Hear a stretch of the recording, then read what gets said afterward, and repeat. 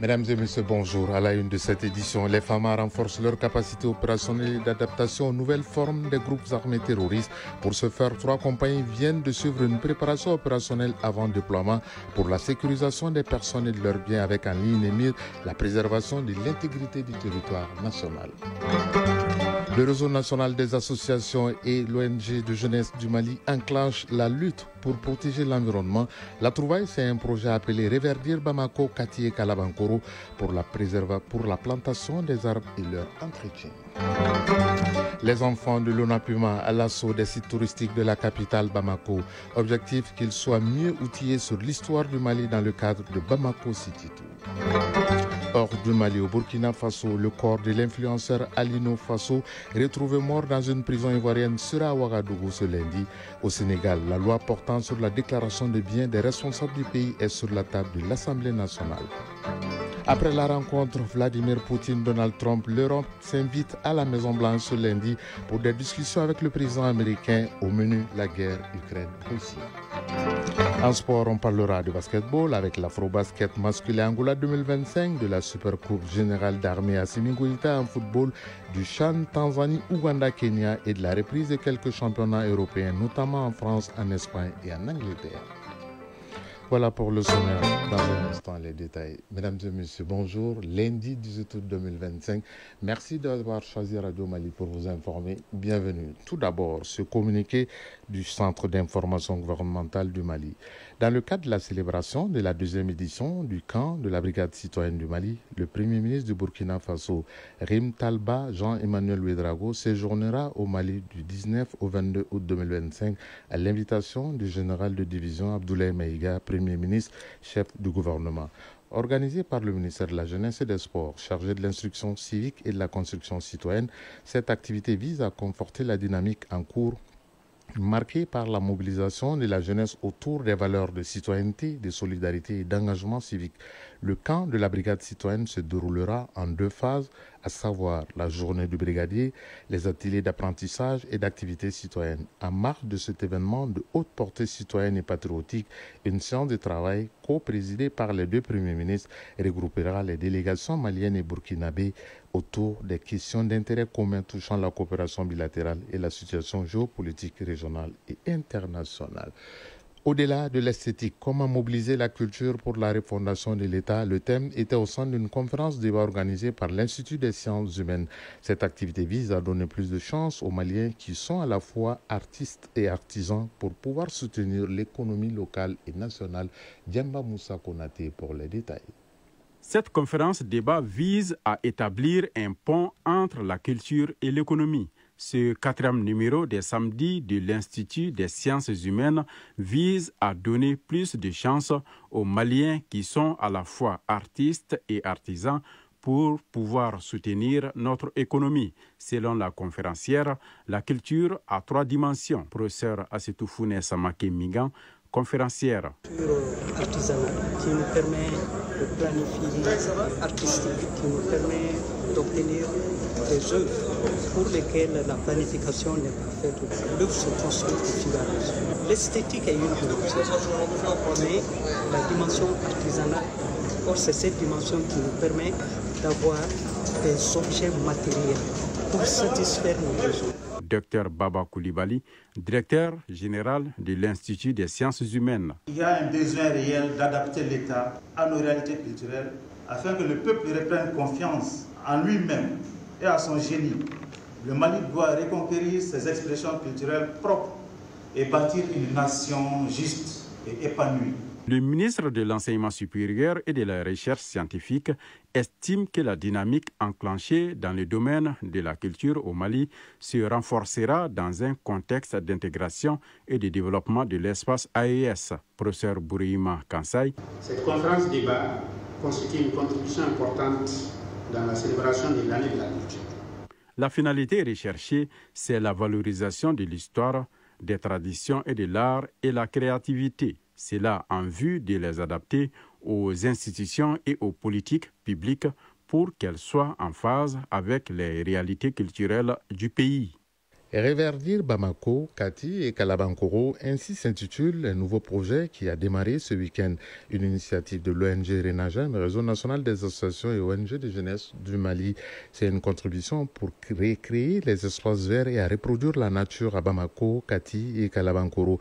Il s'inscrit dans le cadre de la 31e édition de la campagne nationale de reboisement placée cette année sous le thème « Reboiser pour restaurer les terres et lutter contre la désertification ». Le coup d'envoi de ce projet a été donné dans la cour de l'école fondamentale B de Kati Farada, Dossé Babadiara, pour plus de détails.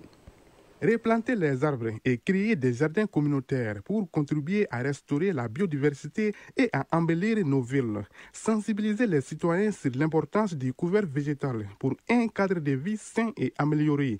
Tels sont notamment les objectifs du projet Reverdir Bamako, Kati et Kalabankoro. Aline Gueye, président du RENAGEM. Ce projet Reverdir Bamako, Kati et Kalabankoro, dans le cadre de la 31e édition de la campagne nationale de reboisement. Les projets en question visent également à mobiliser particulièrement la jeunesse scolaire et universitaire. Ismaïla Diallo, représentant de la mairie de la commune urbaine de Kati. Nous demandons à tout le monde de penser à l'entretien des arbres plantés pour bâtir un avenir vert. Tenen Keita, représentante de la jeunesse de Kati.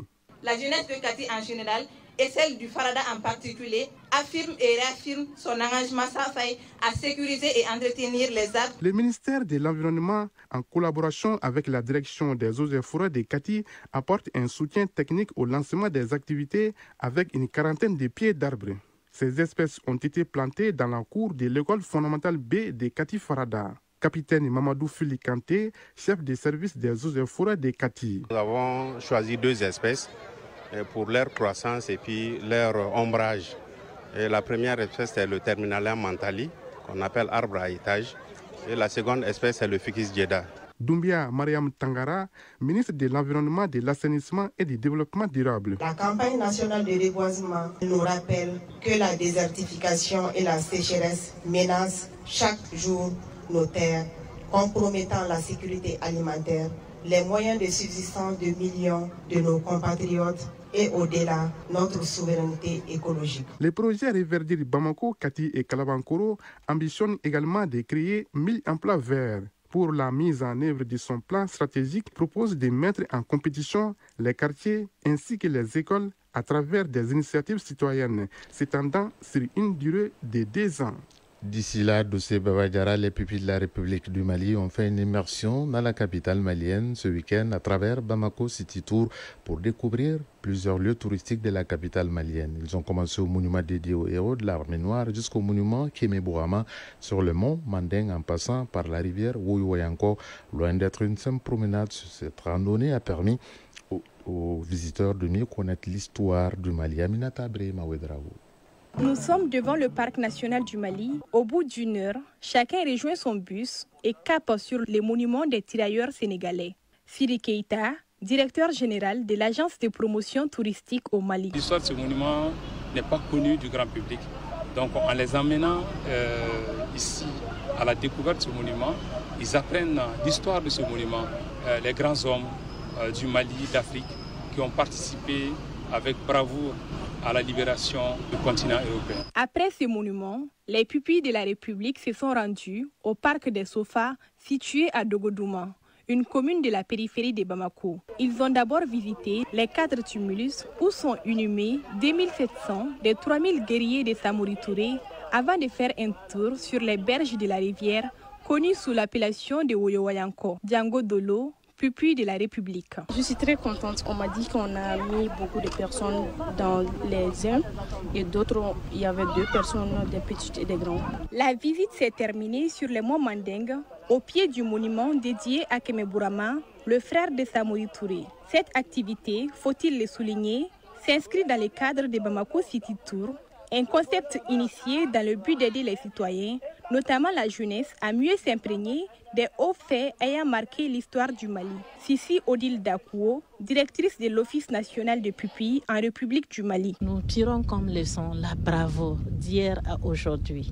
partout. Les SOFA, on peut les assimiler aujourd'hui aux femmes d'aujourd'hui qui sont en train de perdre la vie ou de donner la vie en servant la nation.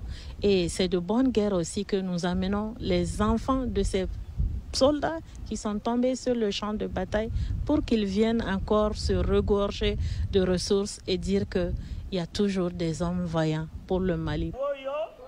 À noter que le parc des Sofa est classé patrimoine national du Mali. 13h09, actualité hors du pays au Sénégal. Les députés examinent ce lundi le projet de loi concernant la création de l'Office national de lutte contre la corruption, mais aussi celui sur la déclaration des biens des autorités, notamment le président de la République, le Premier ministre et les membres du gouvernement et les présidents d'institutions qui soulèvent beaucoup de bruit dans le pays depuis quelques jours. Au Burkina Faso, le rapatriement de la Côte d'Ivoire, la dépouille de l'influenceur Alain Christophe Traoré, dit Alino Faso, est prévu pour ce lundi à Ouagadougou. Le corps d'Alino Faso avait été découvert dans sa cellule le 24 juin dernier, selon un communiqué diffusé sur les réseaux sociaux. Dans ce communiqué, le procureur de la République avait parlé d'un suicide par pendaison, une thèse rejetée par les autorités burkinabés qui ont exigé l'ouverture d'une enquête. Rappelons que Alino Faso évoluait beaucoup dans les actions humanitaires en faveur des personnes vulnérables et des démunis. Un bus reliant Lomé à Niamey est tombé dans le fleuve Ouémé, au centre de Bénin, dans la nuit de samedi à dimanche, après avoir percuté un pont métallique selon le ministère de l'Intérieur béninois. Le drame a fait un mort et 44 disparus selon le dernier bilan communiqué. 9 rescapés ont par ailleurs pu être évacués à l'hôpital de Savé dans un état jugé stable, a précisé le ministre de l'Intérieur Alassane Saïdou. A noté que le véhicule transportait 54 passagers. Dans un communiqué, la compagnie de transport impliqué, STM, a exprimé ses condoléances aux familles des victimes tout en précisant attendre les conclusions officielles de l'enquête. En République démocratique du Congo, au moins 9 personnes ont été tuées hier dans la ville d'Oïcha, chef-lieu du territoire de Béni dans l'est du pays. Ce nouveau massacre de civils a été attribué aux rebelles ADF, Forces démocratiques alliées dans le Nord Kivu. L'armée congolaise, qui a condamné cette incursion, affirme que les ADF cherchent à désorienter les forces armées en raison des actions entreprises par les militaires contre ce groupe rebelle. Toujours en République démocratique du Congo, le sommet de Madagascar, le 45e de la communauté de développement de l'Afrique australe, SADC, a pris fin hier avec comme priorité le conflit en République démocratique du Congo et l'intégration économique régionale. Le communiqué final salue les efforts conjoints de médiation de l'Union africaine, de la SADC et de l'EAC sur ce conflit dans l'est de la RD Congo. Il insiste aussi sur le besoin urgent de complémentarité de la médiation africaine avec l'accord de Washington signé par Kinshasa et Kigali et la déclaration des principes de Doha signée par la République démocratique du Congo et le mouvement M23. En matière d'intégration économique, les chefs d'État se sont prononcés pour une accélération du projet de corridor économique Nord-Sud, un vaste plan d'aménagement de la route commerciale reliant Durban en Afrique du Sud à Kolwezi en République démocratique du Congo qui pourrait créer jusqu'à 1 600 000 emplois. Aux États-Unis, le président américain Donald Trump rencontre ce lundi quelques dirigeants européens sur l'avenir de l'Ukraine après la rencontre Vladimir Poutine-Trump.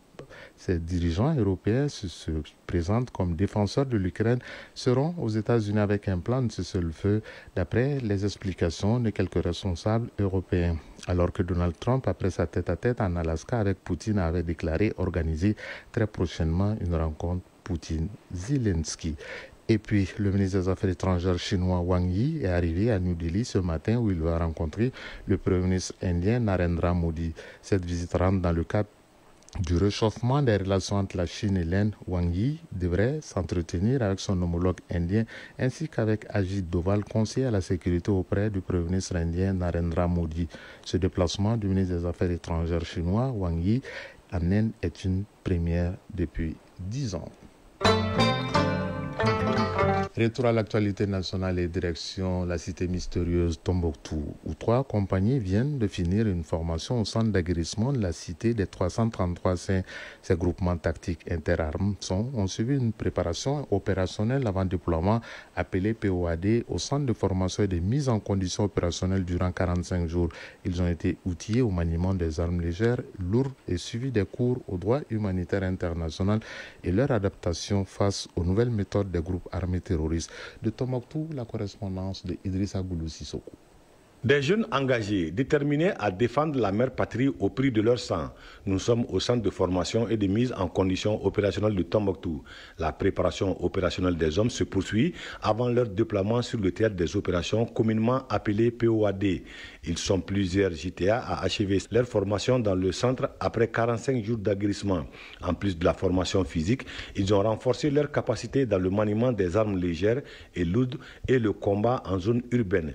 Et ce sont des jeunes prêts à faire face à l'ennemi. Lieutenant Mohamed Keita, commandant compagnie Touramagan. L'armement, la topographie, le combat, vraiment, ça part dans l'ensemble. Un militaire, c'est la formation. Sergent Salif Sibiri Dambélé, stagiaire.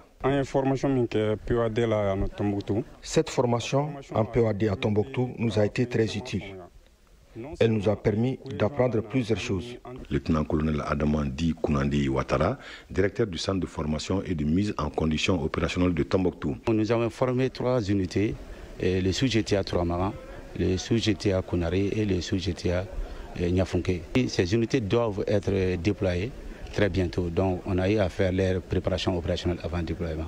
La particularité de cette cohorte est qu'elle regroupe l'ensemble des forces de défense et de sécurité de la région, à savoir l'armée de terre, l'armée de l'air, la gendarmerie, la police, la protection civile et la garde nationale. Cela permettra une cohésion au sein des forces de défense et de sécurité dans une dynamique de faciliter la cohésion sur les théâtres d'opération. Une initiative saluée par les responsables des différentes unités. Colonel Dramano Traoré, commandant région Garde. Contribue sérieusement à renforcer la capacité opérationnelle des éléments et à faire face au mode opératoire de l'ennemi qui change à tout moment. Colonel Farikou Koulibaly, commandant de la Légion de la gendarmerie. Cette formation nous a permis quand même d'avoir des gendarmes très bien formés et depuis le début de la formation, ça fait déjà 13 compagnies. Dans chaque compagnie, il y avait un groupe de gendarmes. Contrôleur principal, Djanifla Diallo, directeur régional de la police. Les FRAC renforcent leur capacité d'action en plus de leur organique, dans la mesure où ils opèrent dans une zone d'opération. Colonel sapeur-pompier, Ibrahima Kallo, directeur régional des sapeurs-pompiers. Dans nos rangs, l'agressement de nos hommes et en cas d'attaque, nous avons de quoi nous pouvons nous baser pour pouvoir confronter l'ennemi à tout moment, en tout temps et en toutes circonstances. Face au drapeau, le commandant de la zone de défense numéro 5 de Tombouctou invite les jeunes à plus d'engagement dans un contexte de lutte contre le terrorisme au Mali et par-delà au sein de l'espace confédéral. Colonel Seydou Bachirou Nyangado, commandant de la zone de défense numéro 5 Tombouctou. Nous allons continuer avec la pérennisation de ces formations. L'objectif étant de créer l'accoutumance au feu pour ces éléments qui sont en formation, la cohésion et la confiance. Et c'est ce qui permet de relever les défis qui sont les nôtres. À côté des hommes, une image insolite s'y trouve. Tombouctou, Idrissa Goulou Sissoko, Hassan Aïdara pour l'ORTM.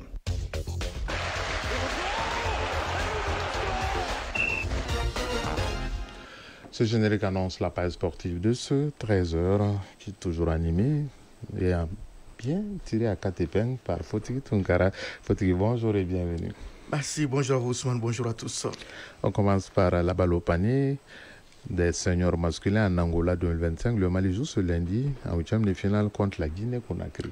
Oui, coup d'envoi du match à 15h, c'est Mali-Guinée-Conakry, 8e de finale de l'Afrobasket senior masculin, s'annonce comme un derby ouest-africain qui promet du spectacle entre le 3e du groupe D et le 2e de la poule C. Les statistiques révèlent des styles opposés. Si la Guinée, qui marque plus, excelle dans les shoots à 3 points, et au lancer franc, le Mali, par contre, supérieur au rebond, domine dans la raquette et en contre-attaque. Si l'on s'en tient à l'historique des confrontations entre les deux formations, les Aigles disposent d'un léger ascendant psychologique grâce à leur victoire donc en 2005 et 2017.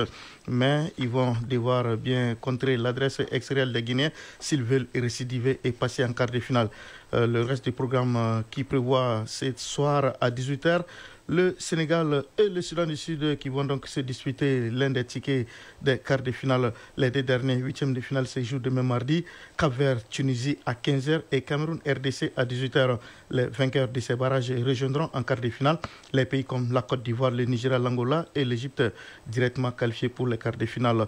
Hier, au compte des dernières rencontres de la 3e et ultime journée, La Côte d'Ivoire l'a emporté sur la RDC 75-63. Le Nigeria s'est imposé devant le Cameroun 99-90. Le Cap-Vert a disposé du Rwanda 75-62. La Tunisie a dominé Madagascar 81-60. Et le tour au plan national pour parler football avec la Super Coupe générale d'armée à Simi-Goïta. La première journée des groupes s'achève ce lundi avec 2 matchs au programme. Oui, l'un dans la poule C et l'autre dans la poule D. Mais tous deux au stade Mamadou Konaté. D'abord dans le groupe C à 16h, Koulikoro sera opposé à Koutiala. Puis dans le groupe D à 19h, Bamako sera face à Niro. Menaka est exempté de cette première journée du groupe D. Hier, dans le groupe B, Badiagara a perdu contre Ségou par le score de 4-0. Le CNT a gagné contre Kaye 5-6 au tir au but au bout du temps réglementaire. Le score était d'un but partout. Dans le groupe C, Bougouni a gagné contre Kita 4-3 au tir au but. À l'issue du temps réglementaire, le score était de 2 buts partout. Douazan a perdu contre Sikasso 3-0. La deuxième journée commence demain mardi avec 4 matchs, 3 dans la poule A et 1 dans la poule B. Dans le groupe A, au stade Mamadou Konaté, on aura Nara Gao à 16h et sans présidence à 19h. Au stade Ouezin Koulibaly, on aura Kidal Mopti dans le groupe A à 16h et Tombouctou Badiagara dans le groupe B à 19h. Faut-il sur le continent, l'actualité footballistique, c'est le championnat d'Afrique des Nations 2024, Tanzanie, Ouganda, Kenya. La dernière journée des groupes se poursuit ce lundi avec la poule C. Oui, poule C d'ailleurs qui connaîtra son épilogue au terme de cette dernière rencontre qui se joue en simultané à 17h.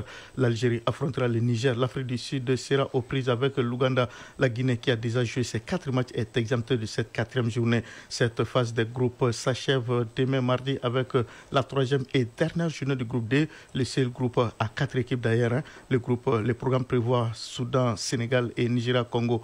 Les 2 rencontres se jouent en simultané à 17h. Hier, dans la poule A, la RDC s'est inclinée devant le Maroc 3-1. La Zambie a perdu contre le Kenya 1-0. L'Angola, qui a déjà joué ses 4 matchs, était exempté de cette 4e journée. Au classement dans ce groupe A, le Kenya termine en tête avec 10 points, devant le Maroc 9 points, la RDC 6 points, l'Angola 4 points et la Zambie 0 points.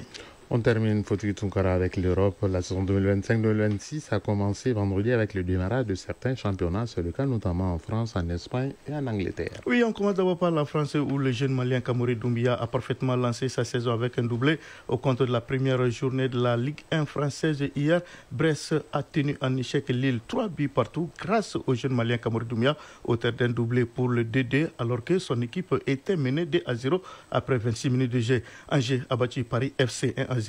Le gardien malien Oumar Pouna, côté Angevin, était sur le banc, tout comme Noua Diko, entré en cours de jeu à la 85e minute de jeu du côté parisien. Alors, Metz s'est incliné 1-0 devant Strasbourg. Les Maliens Boubacar Traoré El Feno, côté messin, est sorti à la 84e minute de jeu. Auxerre s'est imposé 1-0 devant Lorient grâce à l'attaquant malien Lassine Sinaiko à la 53e minute de jeu avant de céder sa place à la 88e minute. Nantes a perdu 1-0 contre le PG. Côté nantais, le malien Amadi Kamara est entré en cours de jeu à la 79e minute de jeu alors que son compatriote Sekou Doucouré est resté sur le banc. Samedi, Lyon avec le gardien malien Lassine Diarra sur le banc a gagné 1-0 à Lens. Le Havre avec le défenseur malien Fodé Doucouré sur le banc a perdu contre Monaco 3-1. Nice a perdu 1-0 contre Toulouse vendredi en ouverture de la saison et Rennes a dominé Marseille 1-0. En Angleterre, la première journée de la Premier League a été marquée par le carton plein samedi 4-0 de Manchester City contre Wolverhampton. Les Citizens frappent fort d'entrée de jeu avec surtout un doublé pour le Norvégien Erling Haaland. Tottenham sans Yves Bissouma a battu Burnley 3-0. Sunderland a également réalisé une belle opération en battant West Ham 3-0. Nottingham Forest a dominé Brentford 3-1. Manchester United a mal démarré hier avec une défaite 1-0 à Old Trafford face à Arsenal qui commence par contre bien. Chelsea a trébuché à Stamford Bridge 0-0 contre Crystal Palace. 0-0 également entre Aston Villa et Newcastle. 1-1 entre Brighton et Fulham. En ouverture vendredi, Liverpool a parfaitement lancé sa saison en dominant Bournemouth 4-2 avec une réalisation de l'Égyptien Mohamed Salah dans le temps additionnel. Cette première journée s'achève ce soir avec Leeds United Everton à 19h. On termine par l'Espagne où le Barça a déjà sorti son biceps pour brandir les muscles. Au compte de la première journée de la Liga samedi, le FC Barcelone a réglé les comptes à Majorque 3-0 avec une réalisation du jeune Lamine Yamal dans le temps additionnel. Avec Moussa Diarra sur le banc, Alaves a gagné 2-1 contre Levante. Avec Valence, Amari Traoré sur le banc de la Real Sociedad. La Real Sociedad a donc décroché le match nul, 1 but partout. Le match le plus prolifique a donc été celui qui a opposé hier Athletic Bilbao au FC Séville, match soldé par le score de 3-2 en faveur de Bilbao. Tout comme Séville, l'Atlético Madrid démarre mal. Les Colchoneros ont perdu 2-1 chez l'Espagnol Barcelone. Cette première journée s'achève demain à 19h et le Real Madrid fera sa première sortie. Ce sera contre Osasuna, dont il devra beaucoup se méfier. Fouti Tunkara, c'est vrai que le Real démarre demain sa saison, mais vous, votre journée va continuer avec l'émission sportive de ORTM 1 aux alentours de 21h45. Les téléspectateurs peuvent vous retrouver là-bas, surtout que vous êtes bien tiré à 4 épingles. Merci à vous. Merci à vous aussi pour les compliments. Et on va juste dire que c'est la passion du service public. Avant de nous séparer, ce communiqué du Centre d'information gouvernementale du Mali. Dans le cadre de la célébration de la 2e édition du camp de la Brigade citoyenne du Mali, le Premier ministre du Burkina Faso, Rim Talba Jean-Emmanuel Ouedraogo, séjournera au Mali du 19 au 22 août 2025 à l'invitation du général de division Abdoulaye Maïga, Premier ministre chef du gouvernement du Mali. Organisé par le ministère de la Jeunesse et des Sports, chargé de l'instruction civique et de la construction citoyenne, cette activité vise à conforter la dynamique en cours marquée par la mobilisation de la jeunesse autour des valeurs de citoyenneté, de solidarité et d'engagement civique. Le camp de la Brigade citoyenne se déroulera en 2 phases, à savoir la journée du brigadier, les ateliers d'apprentissage et activités citoyennes.